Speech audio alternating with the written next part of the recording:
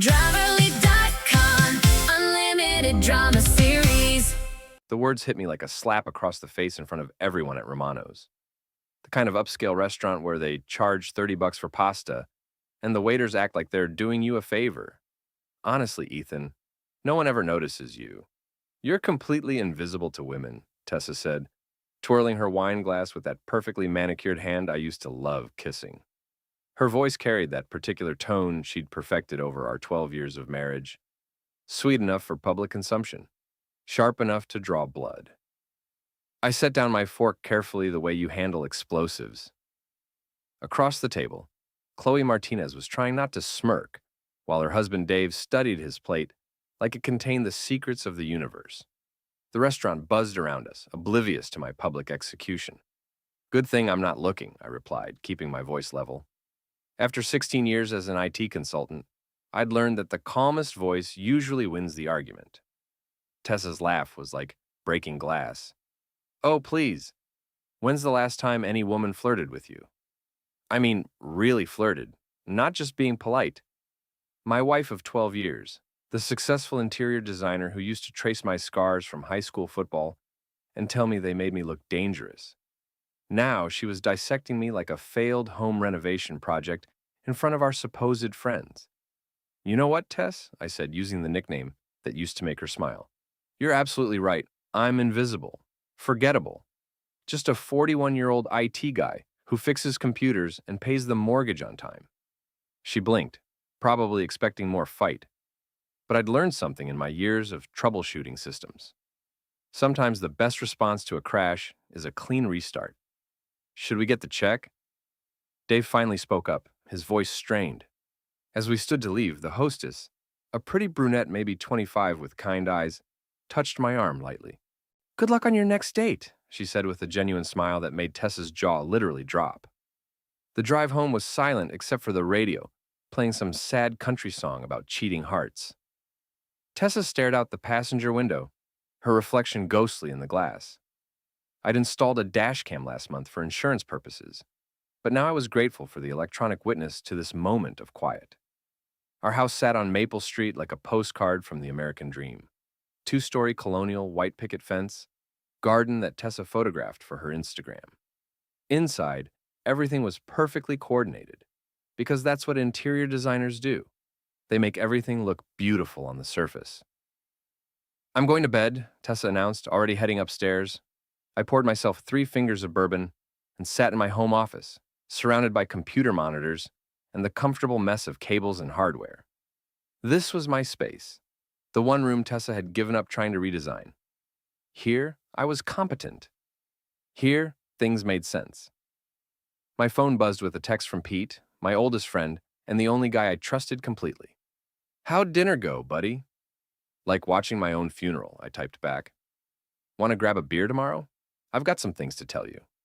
Pete owned Murphy's Tavern downtown, the kind of place where the beer was cold and the bullshit was minimal. If he had things to tell me, it probably wasn't good news. I climbed the stairs to find Tessa already in bed, her back turned to me like a wall. The room smelled like her expensive perfume and something else I couldn't identify. On her nightstand, her phone buzzed with notifications she was ignoring. As I brushed my teeth, I caught my reflection in the bathroom mirror. Tessa wasn't wrong. I was ordinary. Brown hair going gray at the temples, lines around my eyes from squinting at screens, the soft middle that comes with desk jobs and middle age. Not ugly, but not the kind of man who turns heads, but invisible? Maybe that wasn't such a bad thing. I slipped into bed beside my wife, careful not to touch her. She was breathing too evenly, the fake sleep of someone with secrets. I stared at the ceiling and wondered when we'd become strangers, sharing a mortgage. The next evening at Murphy's, Pete was wiping down glasses with the methodical precision of a man who'd been tending bar for 20 years. The place was mostly empty, just a few regulars watching baseball and nursing their drinks. So, Pete said without preamble, I saw Tessa last Thursday. She was at that design conference in Portland. No, she wasn't. Pete's voice was gentle but firm. She was at the Riverside Hotel bar with a guy. Big guy, expensive suit, driving a black Range Rover. The bourbon I just swallowed turned to acid in my stomach. You sure it was her? Red hair like fire, that laugh that carries across a room? Yeah, I'm sure. Pete leaned closer. They weren't discussing business, if you know what I mean. I knew what he meant. The way she'd been working late, the new lingerie I'd found in her drawer, the way she flinched when I touched her, all those little signs I'd been ignoring, suddenly formed a picture I didn't want to see. Who was the guy? Don't know for sure, but Dave mentioned seeing her with Ron Vickers at some real estate thing last month. Ron Vickers. I knew the name. Big shot developer, married with kids, the kind of guy who wore his wealth like cologne. Everything I wasn't. What are you going to do? Pete asked. I finished my bourbon and felt something cold and calculating settle in my chest. I'm going to pay attention. Really pay attention. That night, I came home to find Tessa on the couch with her laptop, supposedly working on a client presentation. She looked up when I walked in, and for just a second, I saw something flicker across her face. Guilt, maybe, or annoyance at being interrupted. How was your drink with Pete? She asked. Fine. How's the Morrison project coming? Good, almost done. She closed the laptop a little too quickly. I might have to work late again tomorrow. Another conference? Client dinner, you know how it is. I did know. I was starting to understand exactly how it was. Over the next few days, I began to notice things. How Tessa's phone was always face down. How she'd started showering as soon as she got home from work. How she'd bought new perfume and started going to the gym religiously. And then I found the cufflinks. They were under her side of the bed, gold with small diamonds.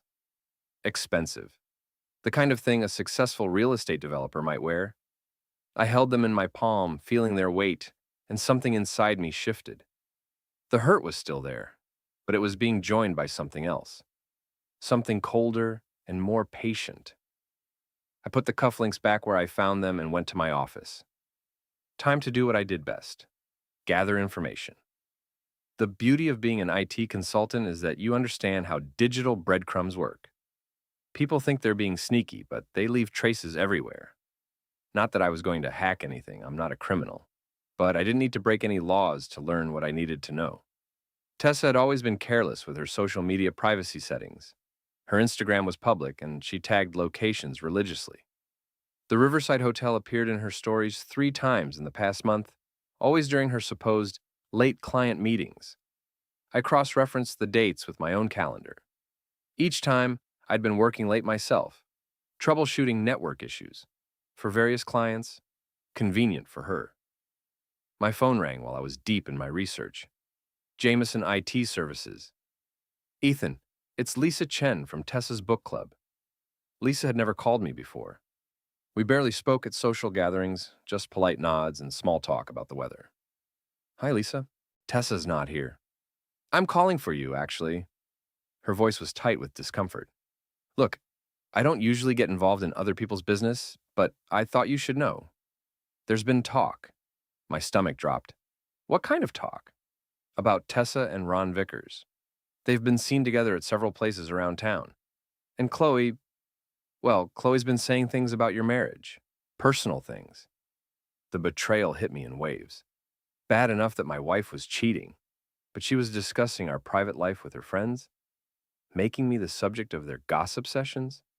What kind of things? I asked, though I wasn't sure I wanted to know. About your performance. At home. She's been very specific. Lisa's voice was barely above a whisper. I'm sorry, Ethan. I thought you deserved to know. After Lisa hung up, I said,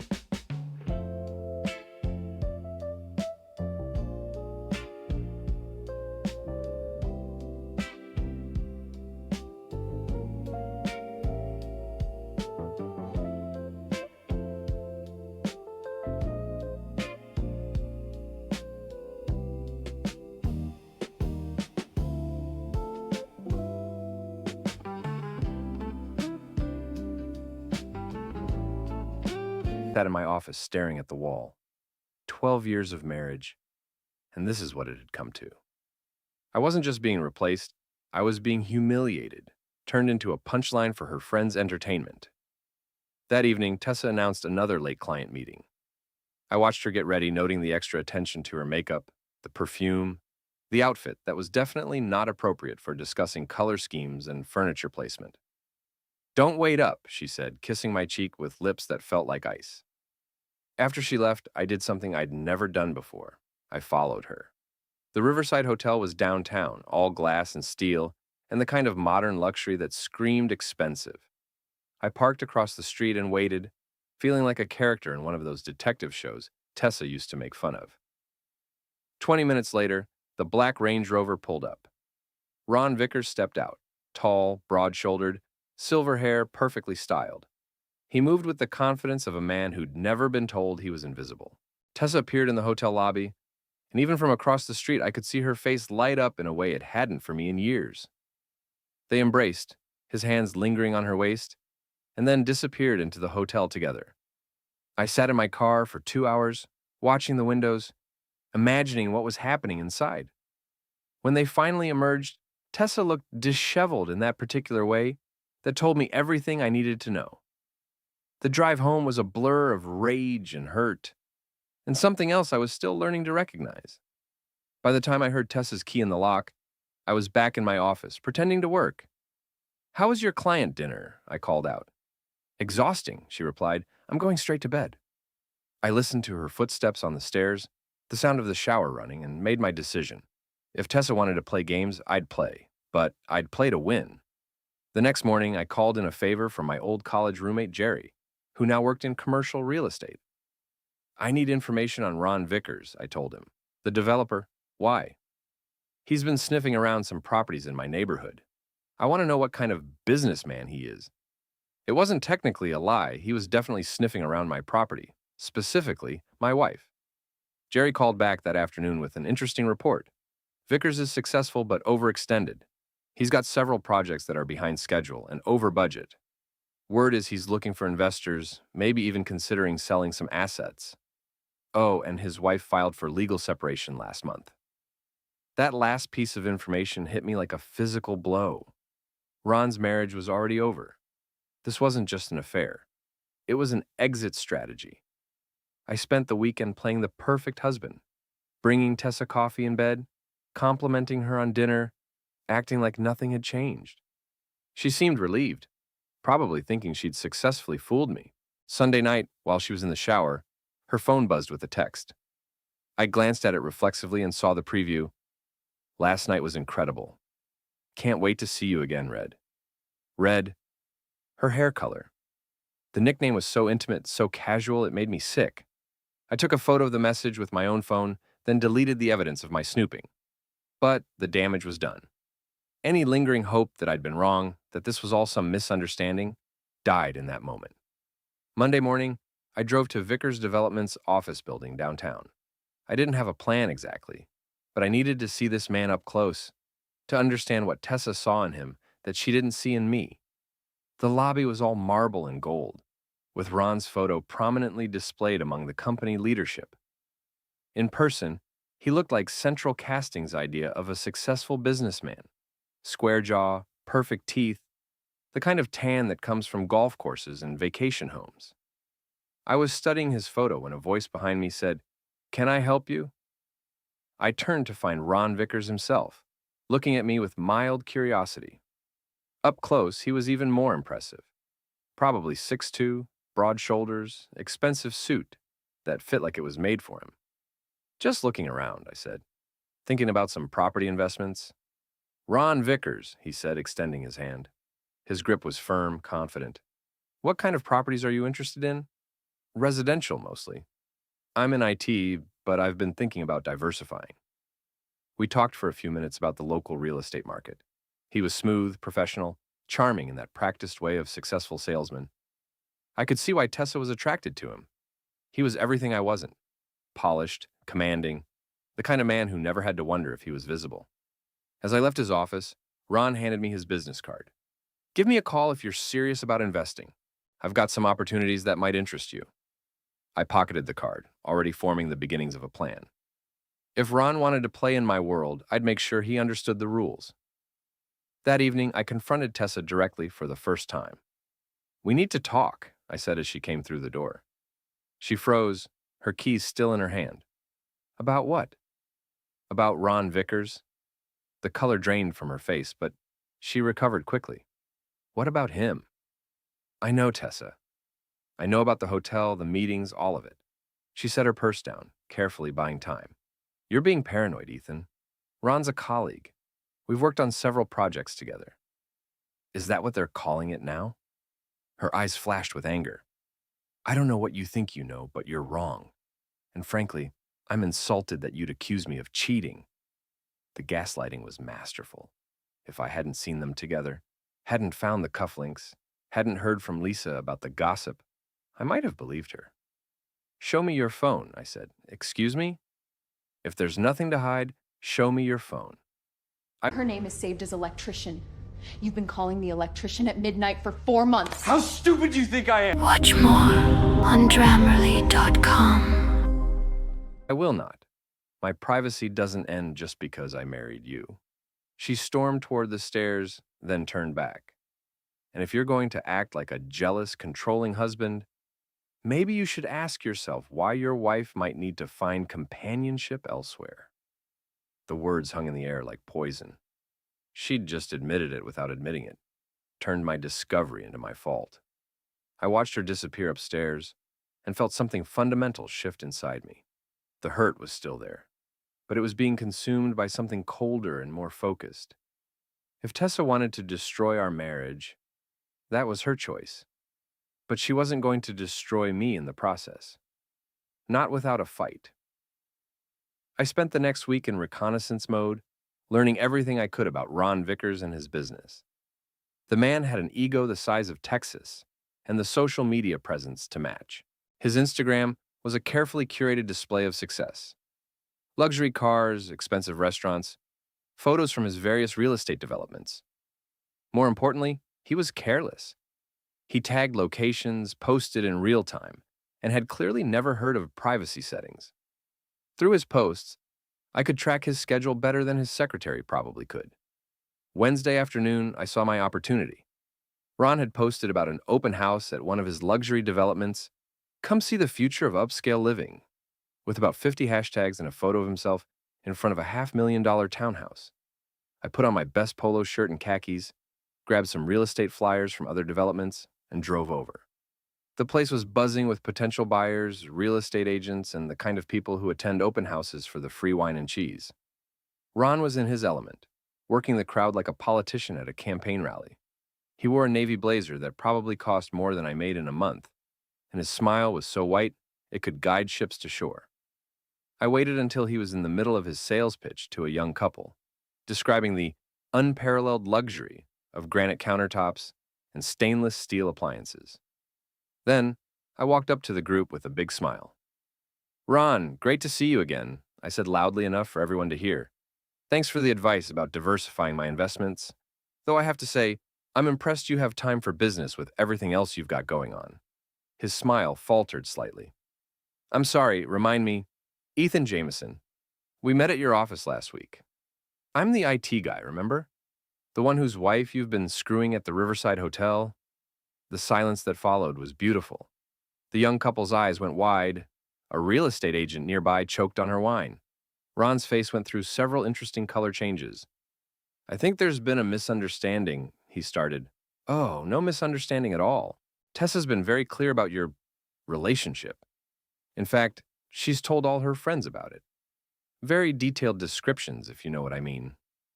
I leaned closer and lowered my voice just enough that people had to strain to hear. Though between you and me, I think she's been exaggerating about your performance. You know how women are.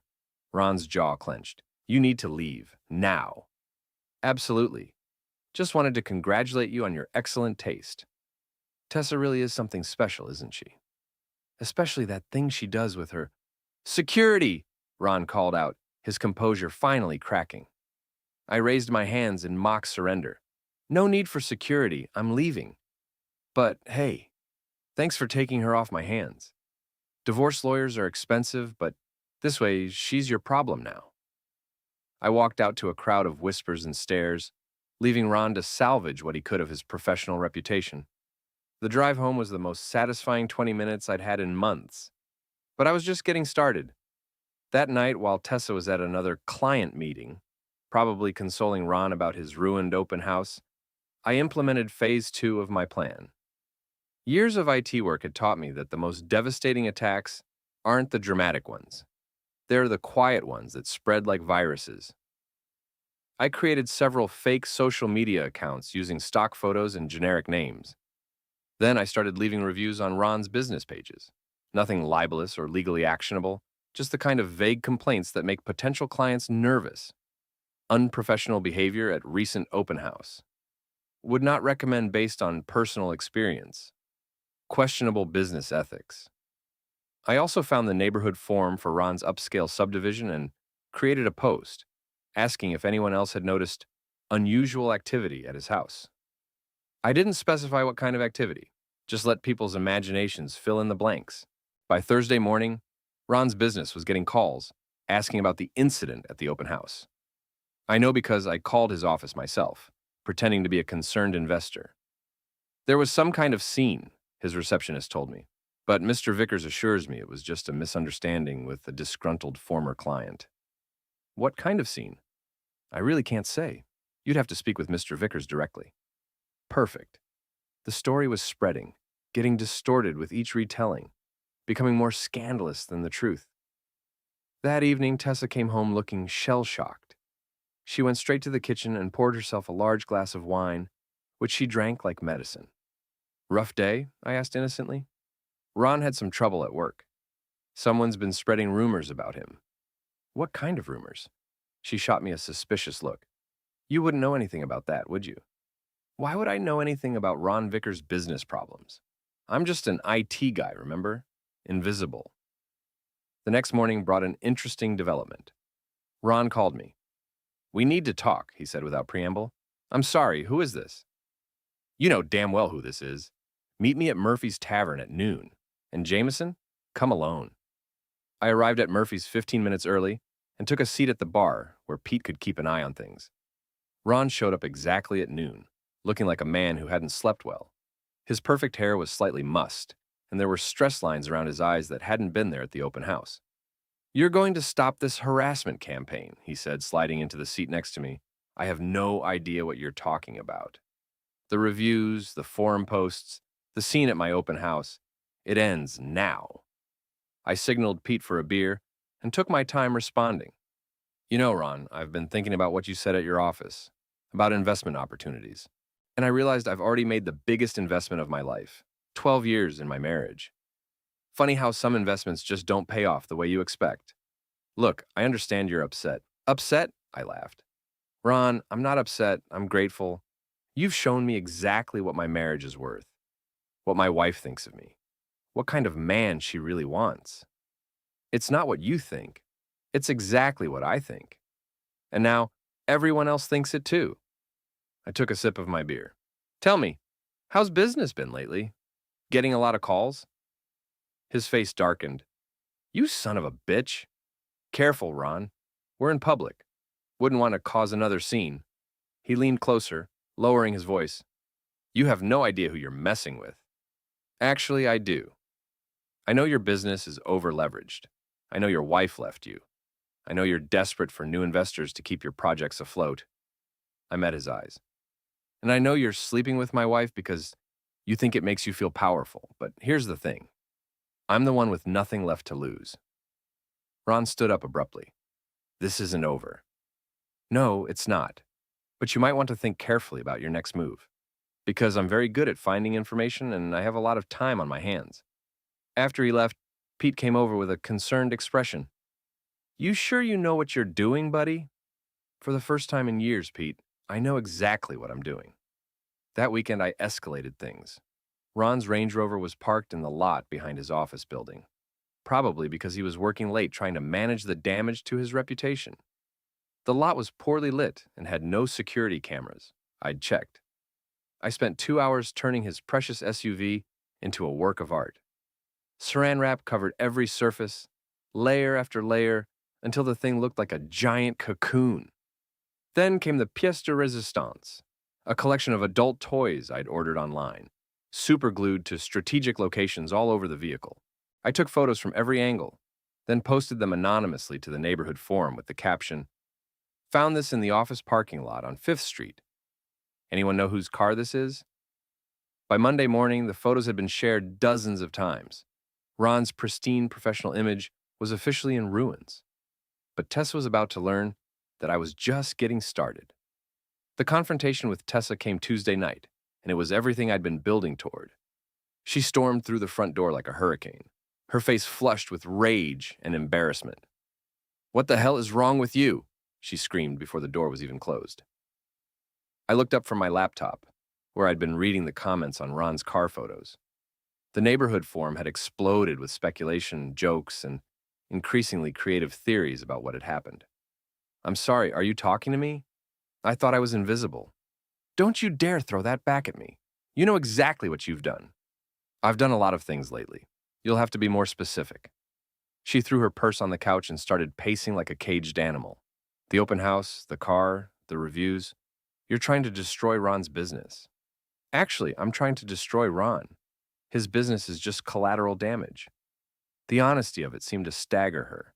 She stopped pacing and stared at me like she was seeing me for the first time. "This isn't you, Ethan. You don't do things like this." "You're right. The old Ethan didn't. The old Ethan would have suffered in silence while his wife screwed around and made him the laughingstock of her social circle. But the old Ethan is gone, Tessa. You killed him at Romano's restaurant." "I never meant—" "Yes, you did. Every word, every humiliation, every time you came home smelling like another man's cologne, you meant all of it." I closed the laptop and stood up. "The question is, what are you going to do now?" "I want a divorce." "Good, so do I. But here's the thing, you don't get to destroy me and walk away clean. You want to leave, fine. But you're going to leave with exactly what you brought to this marriage. Nothing." Her eyes widened. "You can't do that.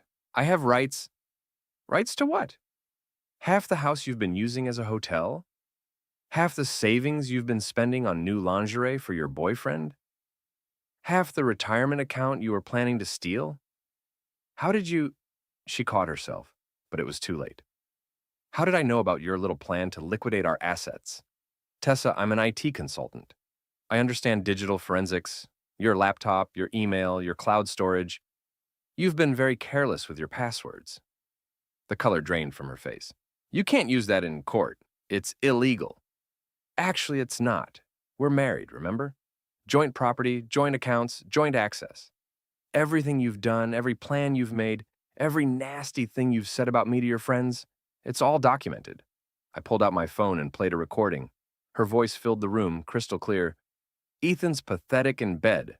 Ron makes me feel like a real woman for the first time in years." "You recorded me?" "You said it in our house, on our shared Wi-Fi network, during a video call with Chloe that you didn't realize was being automatically backed up to our joint cloud account." I stopped the recording. "There's about 6 hours of this stuff, Tessa. Want to hear more?" She sank onto the couch, the fight going out of her. "What do you want?" "I want you gone, tonight. Go stay with Ron or Chloe or whoever will have you. But you don't sleep in this house anymore." "And if I don't?" "Then tomorrow morning, I start sharing these recordings with your clients.